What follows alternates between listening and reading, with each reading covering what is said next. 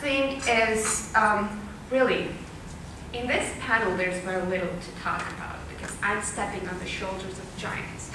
All of you have said everything that's worthwhile talking about, But I'm going to focus on something I've asked all the participants that I have a chance to meet over lunch and dinner and networking breaks.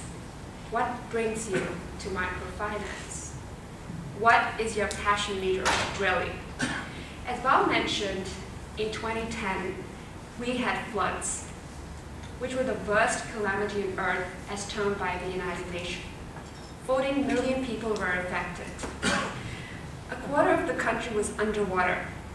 There were around 50,000 women that were just stranded in the area of Savannah that had not seen food or water for 15 days. That's when we were called for help. Entire villages were washed away, roads and bridges were washed away, and the only access to these people was through helicopters. During that time, my contract was up for renewal, and I had this option. People keep asking me, how did I make that choice? This is some choice that you make when you're in your 40s and 50s, make the transition from the investment banking to the other side. When I saw those 2,000 women in the Shero, which is just 1 hour drive from my own home, stranded on rooftops with their kids crying. This was really the first time when people clung to barbed wires to save their lives, when mothers tied their infants on treetops in order to save them.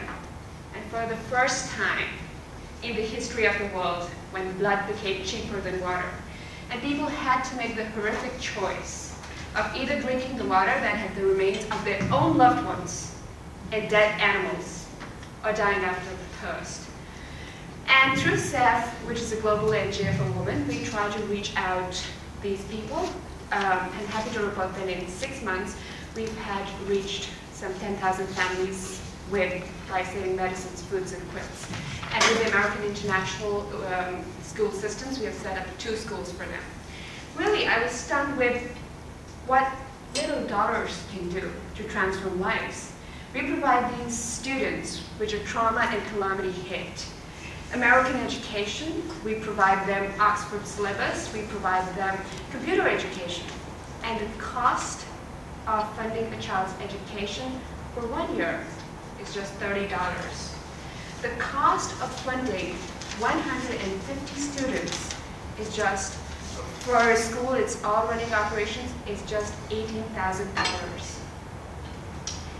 In Pakistan, there is an educational emergency, which means that 3 million children will never see school. They will never attend any educational lesson.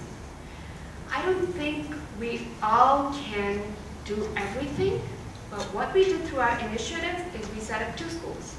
So we just reversed that statistic of 3 million people.